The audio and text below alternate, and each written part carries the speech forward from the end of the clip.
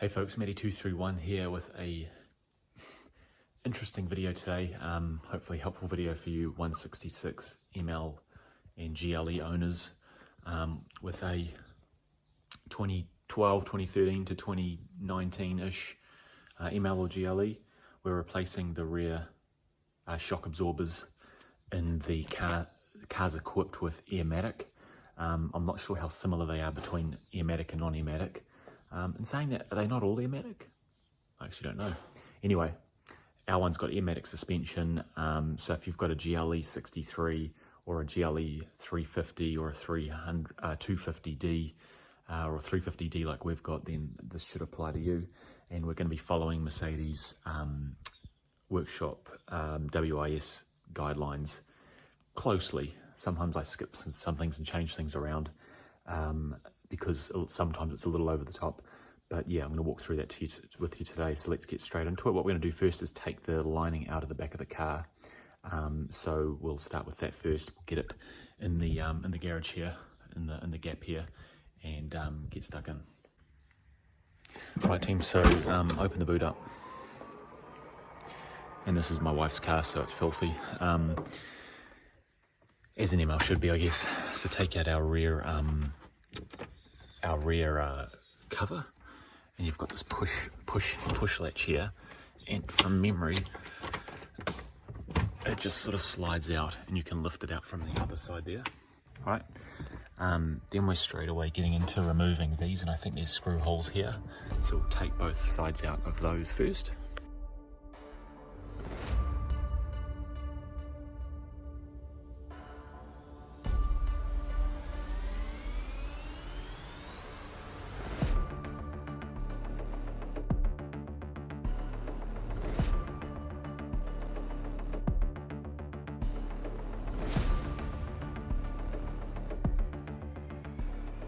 So team, so far we've got the loading floor out. We've pulled this trim off just now.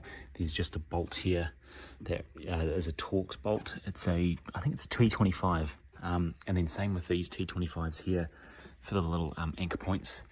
There's 4 there so far. There's also these here which are a T20, I think, the smaller one. And they're just very short screws. Just be careful they don't fall off into the middle here. But that's where your blind goes. And they've got little screws that go in there. And that's where that blind was fixed to. So we've put the seats forward. And we've also removed now the spare wheel. There's our central Airmatic reservoir. So just be very careful you don't nick these high pressure air lines.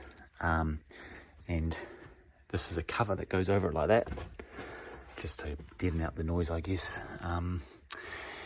Now, as far as I'm aware, we don't have to remove, I'm a little bit confused by what WIS says, but I don't think we have to remove this stuff here. We just need to gently take these clips off. And as you can see, it's very soft and flappy, so it's not going to be in our way most likely. So that can stay there because we can't really take it out because the Airmatic reservoir is in the way. So get your little tool like this, or a little pick or a flathead screwdriver. But if you're doing this stuff yourself, team, you're better to just invest in semi-good tools, because if you don't, you're going to damage, like if you use a flathead screwdriver on this, you're going to end up, scratching up these rivets, and Mercedes-Benz shouldn't be wrecked up like that. If you're going to work on it, make sure you look after it properly. Cool. So they're easy to get out. They'll just take a few seconds each, and I'm doing it one-handed as well. So there's 1, 2, 3 at the back there. There might be one here, no. And then what we're going to do is take these out. So these look like T25s to me as well. No, T30, sorry. I'm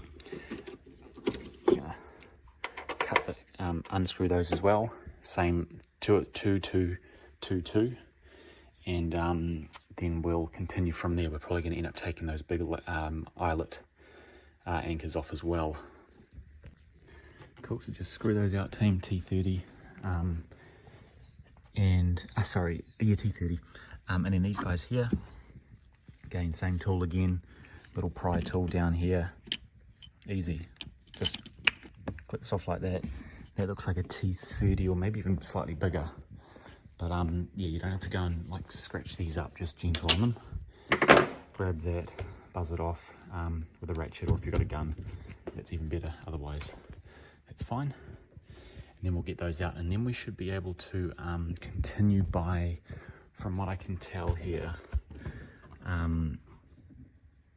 we should be able to start lashing eyes, detach guard, each guard 8 on D pillar.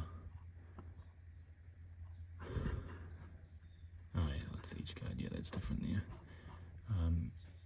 Remove rear door sill 13 from C pillar, so we're going to remove the door sill, so just down there, the door sill.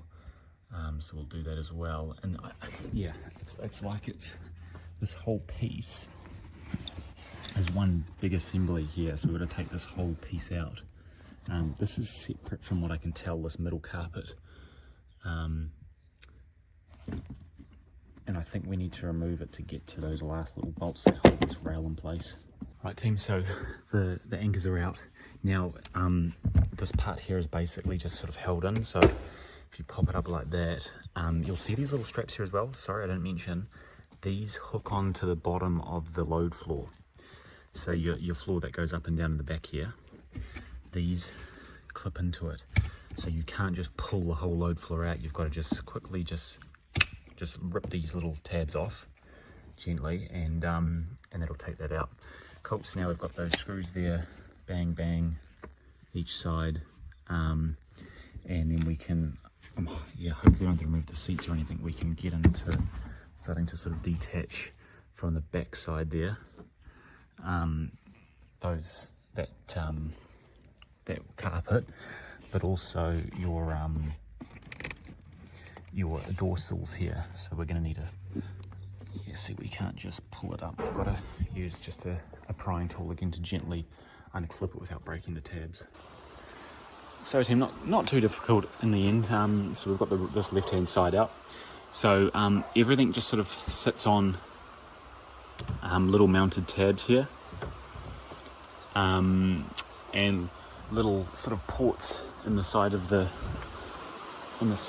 panel there. So you can see some of these just line up and just sit in place, and then some of them, you know, have anchors around them. Some of them have these little tabs on them here. So you just got to be careful. So you'll see here, I've ripped one out by accident. I was probably a little too harsh on it, but to be honest, it was very difficult to get to anyway. So this one goes up this way, and it sits right here. You can see where it was. So I'm just going to glue that back down. To be honest, it might not really hold. We'll give it a go. I've got some sort of like temperature resistant glue. Yeah, like this stuff here, like a quick grip adhesive. It's sort of like a pinky colour. And I might just get my little wire wheel, although no, it's pretty clean. I'll just re-put adhesive on these bits here, and just a little bit more for good measure, and then I'll get my clamp, and I'll clamp that down and just let it dry while we're doing this job. So yeah, you could probably get away with just leaving it, but if you do snap any off, just re-glue them back down again in the same spot. So they all popped off nicely, and our sill here, so it faces this way in the car. So I started at the front end of it, so towards the front, and you can just see here, it sort of slides in. What have I got the wrong way around? Yep, of course I have.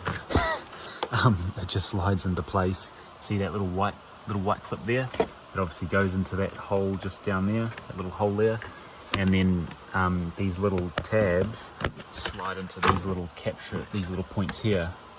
And then once you've done that, yeah, when you're reattaching it to the car, I'm just not quite sure yet whether, I think you need to put this on first.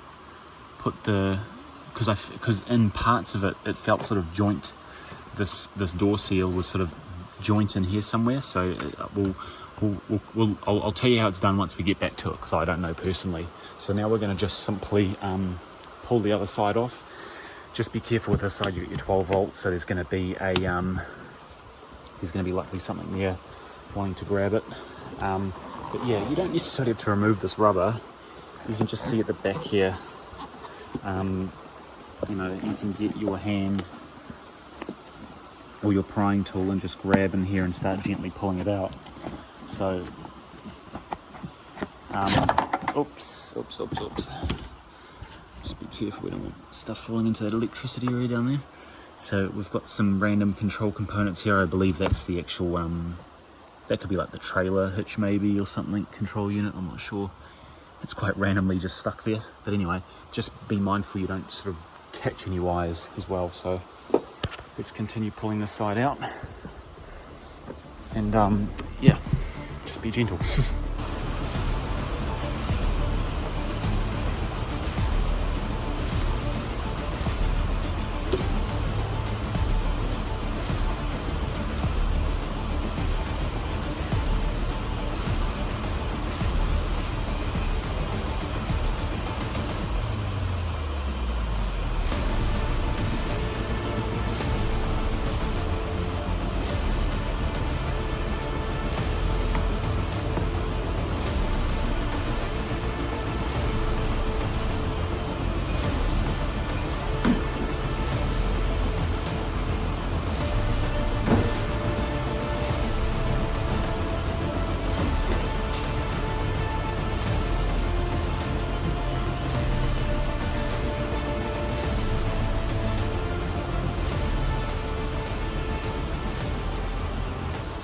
Right team, so the back's empty. So, you know, this is about probably a 25-30 minute job. I can see doing it a second time it would be a 20-minute job. It'll get a lot faster. Excuse the bloody rain, summer rain we've got here in New Zealand. Likes to get louder and louder, which is just convenient for my video making. But yeah, so we've got some interesting gizmos in the back here. I don't even know what they are, I'm gonna leave them. But what we're gonna do, team, is cut, see this line here? We've actually got to cut this line to get into the bolts for the rear shock absorbers. So you can see on that side too, that bolt, that line, we're going to cut it and we're going to lift it.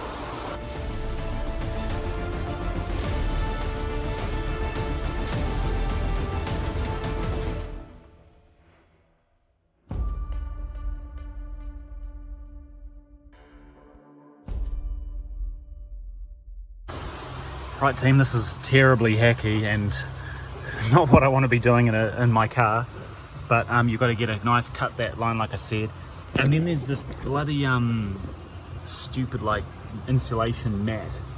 Well, I shouldn't say stupid, it's here for a reason I guess, but then you cut through a bit of that and then you get to your bolts, okay?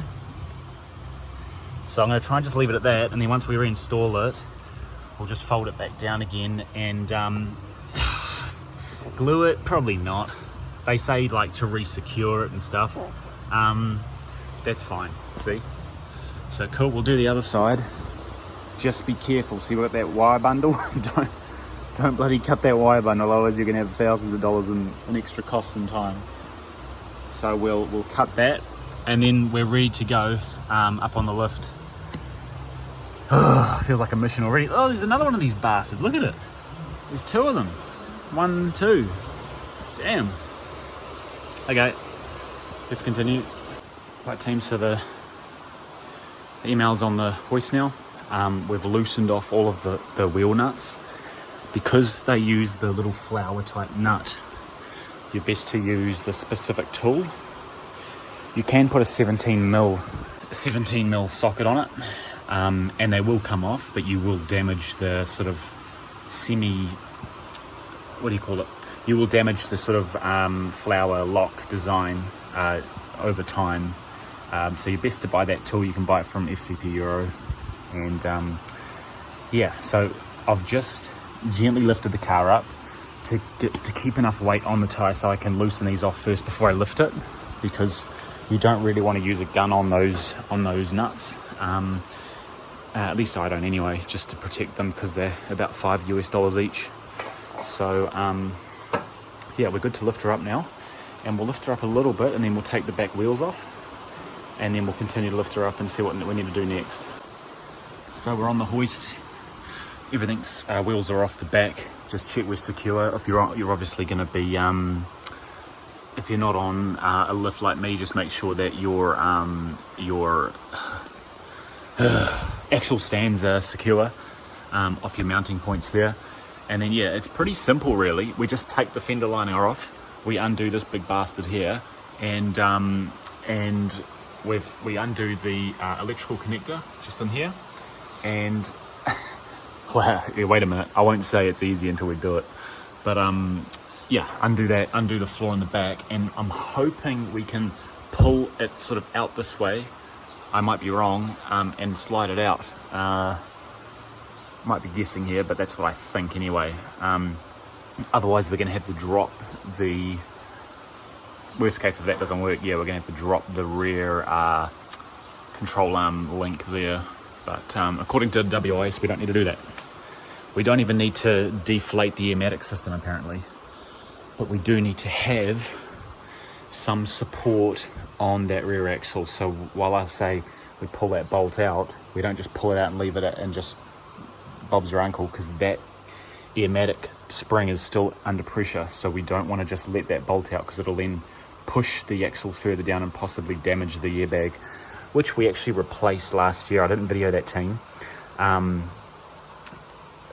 pretty straightforward job really, but a word of advice would be, if you've got shock absorbers that are in good condition, like this one actually still is, you should remove that lower bolt, because it'll help you get the new one in. I spent probably an hour and a half trying to get this airbag in, because you need to sort of push down on the axle here to get the new bag in place. So just a word of advice there, if you're doing the airbags, you should probably also do your shocks as well. That's, you know, I've stuffed up. If I should have done both at the same time, just like I did on the 211, we did the rear airbag and shock at the same time. But anyway, let's get this fender liner out.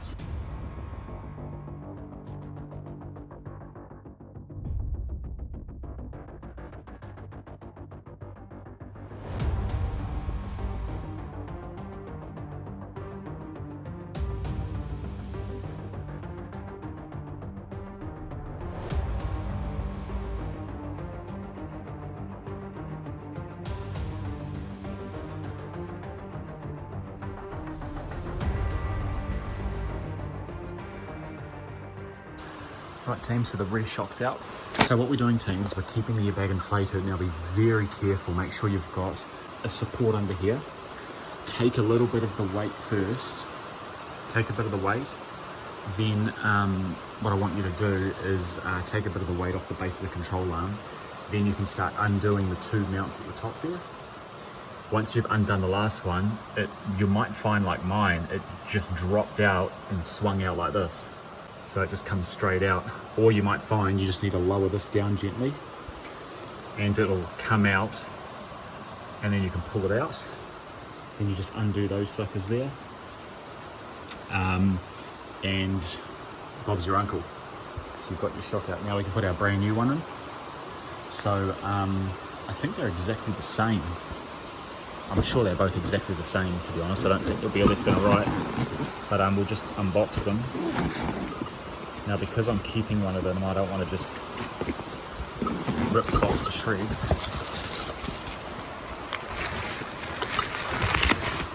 There we go, this is the new one.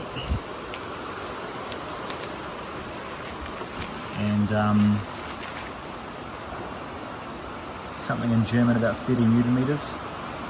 Torque for M8 fasteners is 30 Newton meters max, so we just want these top ones here. Once we've got the car in position, the shock in position, there we go. So to put it back in place, all we're doing is putting the back over like that, and then we're going to twist this top head around so it lines up correctly with the way that we're going. So I'll just look at the manual first and we'll put it back in place, and then I'll update you with how to do it. Right team, this side's fully in. So you'll probably be doing it on the ground if you don't have a lift. So you can easily reach in the back there and undo the tops. And then when you put the new strut back in, you just crank up your jack here, or you pump up your jack, pump up the control arm, and then direct the two prongs, the two screws into the holes. Tighten them up, not torque them, but just tighten them so it's secured against the base there. Just make sure your nut here, your 24 mil, was it 23? Is it 24? Yeah, 24. Make sure that's softly done up, don't tighten it yet. And then release the pressure on this, and beauty, we're done. So, as I say, you need to remove, being safe, in my opinion, remove the air pressure from this airbag. If you don't have Mercedes Star or a scanner like a Foxwell scanner or a iCar, whatever it's called, scanner, then you can likely just loosen off the airmatic air valve. Just be careful that you don't let the car, don't touch the doors or keep the smart key away from the car, because sometimes when you open the door, the system will repressurize. So if you take the pressure off it and then get something out of the car, you could cause the airbag to refill again. So just be very careful with that. So to be honest, your best bet's to, if you don't have the computer, just unplug the battery fully. So basically kill the car fully, then release the air pressure in the rear spring there. Because if you leave it pressurized, it'll probably be fine.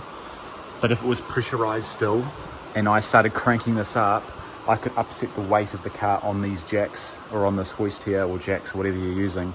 Again, it might be totally fine, but I don't want to risk it, so that's what I've done. Right, cool. So we'll do the next side, and easy to plug this in, team. Just unscrew this here, slot it onto that little rail, and then plug your harness back in, and make sure this clip here is pressed in.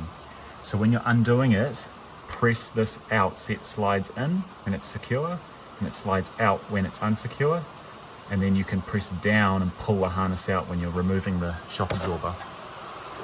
So I'm going to now do the other side. So I'm going to take the fender liner out,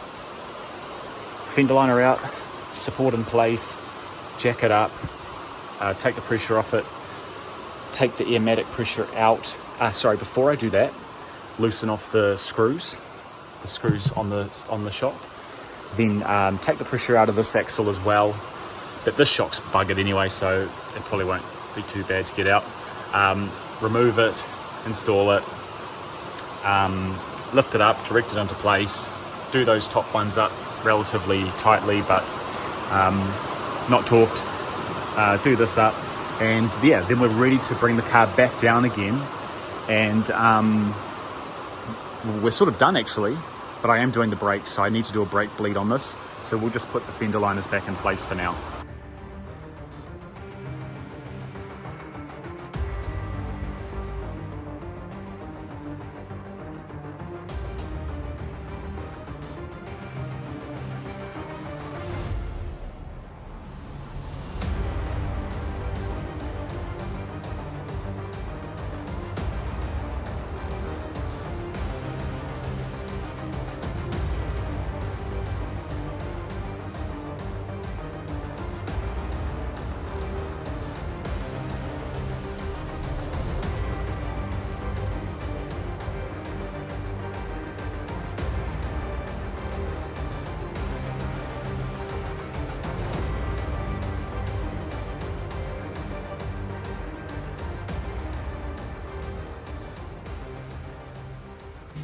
Right team, so the car's back down on the ground, not on the ground, sorry, on the, down on the latches. We've put our guards back in. Bit of a bitch, to be honest, to get them back in. I generally slot this piece in first, and then I start pushing back the rest of it into place and getting this all under the lips here. So obviously I've left a bit of a mess from me clambering around with my gloves. But what we're going to do now is I'm going to do these front brakes. So if you're just here for the shock absorbers, feel free to skip to the end of the video, and you can just see the last part of putting this all back in the car. But it's just reverse order, it's pretty straightforward, but we'll do a time lapse of it anyway. So yeah, we're going to take these wheels off now, and I'm going to start taking these brakes apart, and I'm just going to wear a mask because there's obviously brake dust and stuff in there, which is not really good to breathe in. So try and wear a mask, and first we'll start by just getting these wheels off. We've already loosened the bolts, and we'll start by pulling this plate off the front here.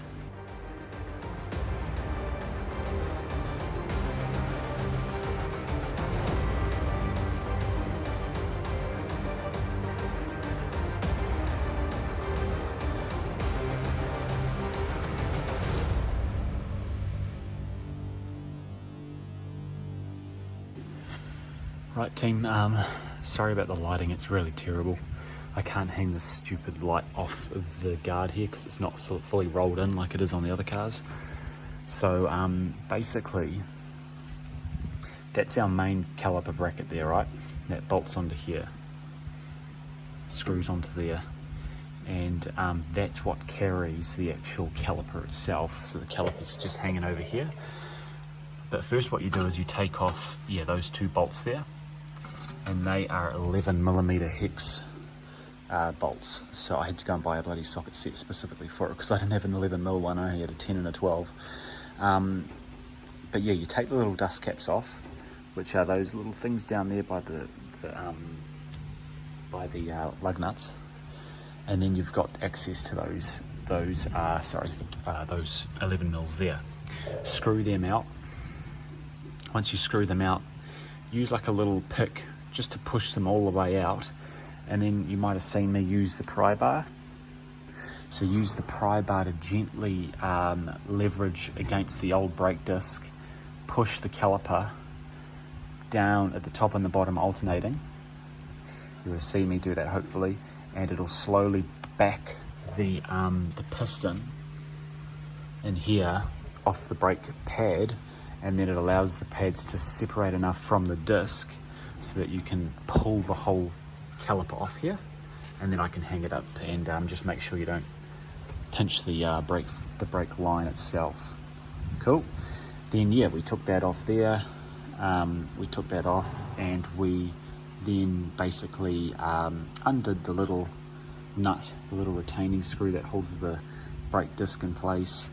And then you saw me just now with the multi-tool, but you can just use a wire brush with brake cleaner, and I used a bit of lubricating, no, not lubricating, what do you call it? Penetrating oil, just to sort of help separate the disc. And used a hammer, to get the disc off, whacked it a few times, top and bottom, just getting it around in circles, top and bottom. It'll eventually fall off, which it did. It's over there now. Then, wire brush, clean the surface up, and just before we put the new disc on, which I'll get out shortly, we're going to,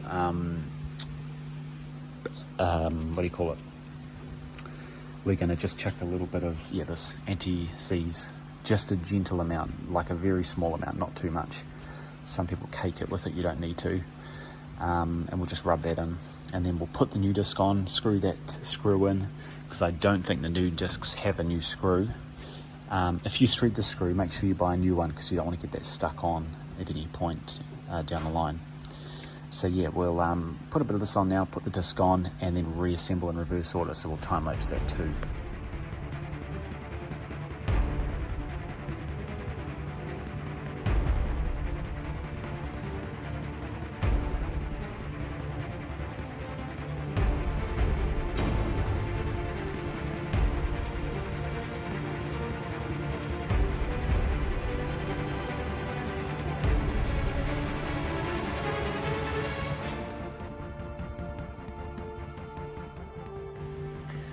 Right team, I'm a total flippin' mess.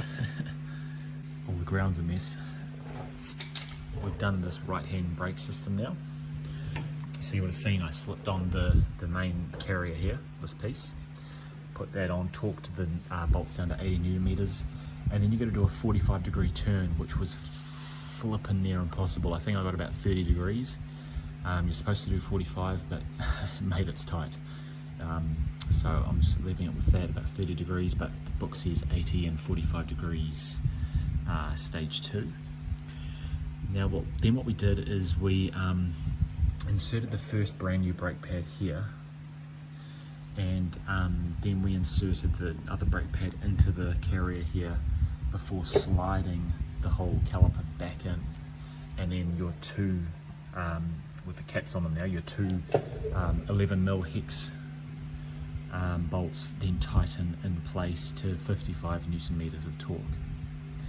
And then don't forget to put obviously your brand new brake wear sensor back on as well, and secure the torque screw as required as well. So just to mention, so when you take the caliper out, now these pads, see these are brand new pads here, so they're just about as thick as my finger, whereas this is the old pad. If you look at how thin it is in comparison, the little piece here, you know, it's a third of what the new one is. So what you can do, you hopefully saw me do it, insert the old pad into the caliper, and those little retaining clips there sit in the actual piston themselves, and then you can get a proper tool, or you can just use one of these and just start tightening it up, and pushing the piston back into the caliper. Now when you do that, just make sure your brake fluid doesn't overflow. And I think mine actually just about to overflow again. So before I do the left-hand wheel, I'm just going to use my little suction thing there and suck out some more brake fluid. Otherwise you're going to have it spill into your wheel well. And we all probably know brake fluid is not a good chemical to go on anything. So make sure you suck some oil out before, or some fluid out before you go and change that. Yeah, and then just visually inspect again. If you've got everything in place properly, we've got our new pads in, we've got our guide pins in, our actual brake line here needs to be refitted. Look, yeah, I need to put gloves on again. Our brake line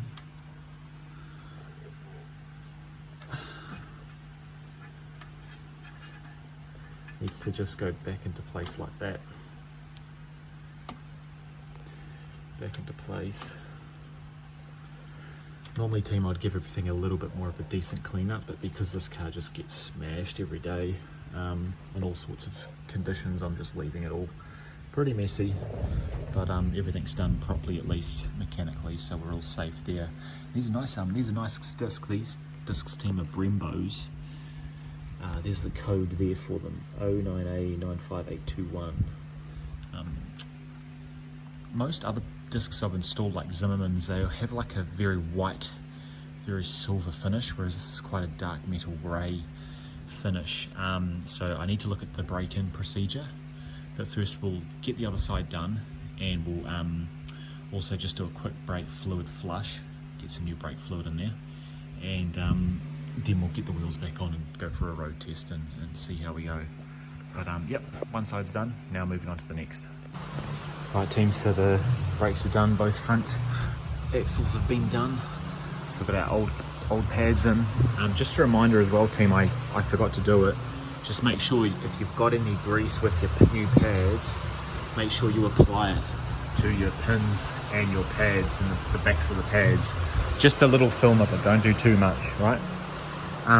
Now, you don't have to bleed the brake fluid system, but I am, because the fluid needs to be refreshed. But if you're going to do that, you need to have the correct kit like this. So if you don't have that, buy a kit or get a shop to do it. Don't play with the brake fluid.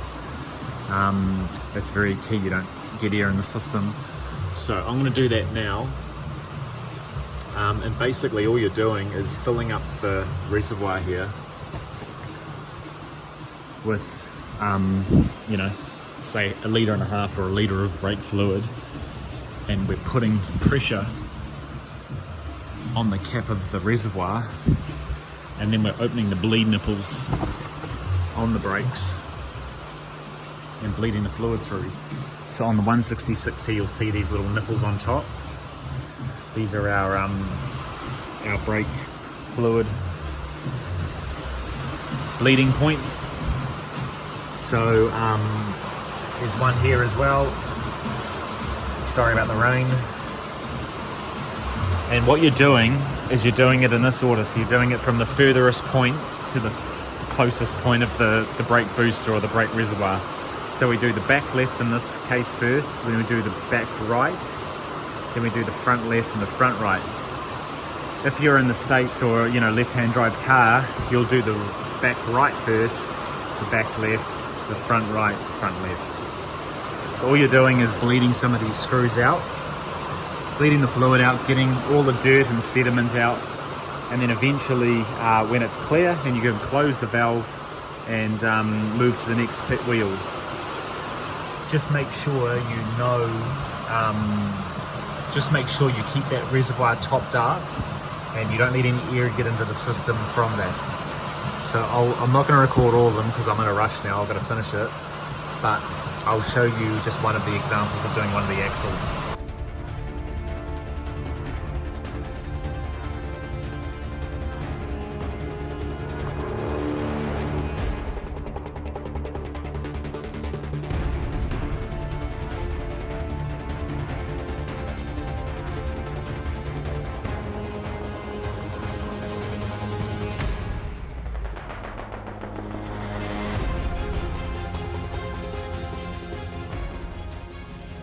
Team, we've bled the brakes. I totally forgot to record it, sorry, but yeah, as I said, you've got a little 11mm wrench, ideally a flare wrench.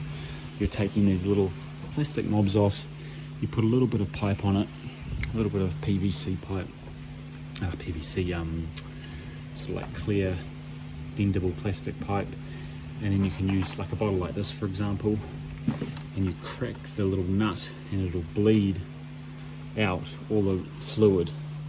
It's very slow generally, it's not too much, and then yeah, you basically bleed it all out from each corner. Then you drain it back out so it's at max. So you'll take the bleeder tool off, it'll be filled right to the brim, but we don't want to obviously have it full right to the brim, we just want it nicely around there. Cool, so that's that done, team. That rag we'll throw out or use for just muck up because it's got brake fluid on it now. This one's okay. And yeah, so we're going to put the wheels back on, get this flipping thing on the ground and get it moved forward so I can put the rear back together and just clean up because everything's turned into a tip with this rain. So let's continue.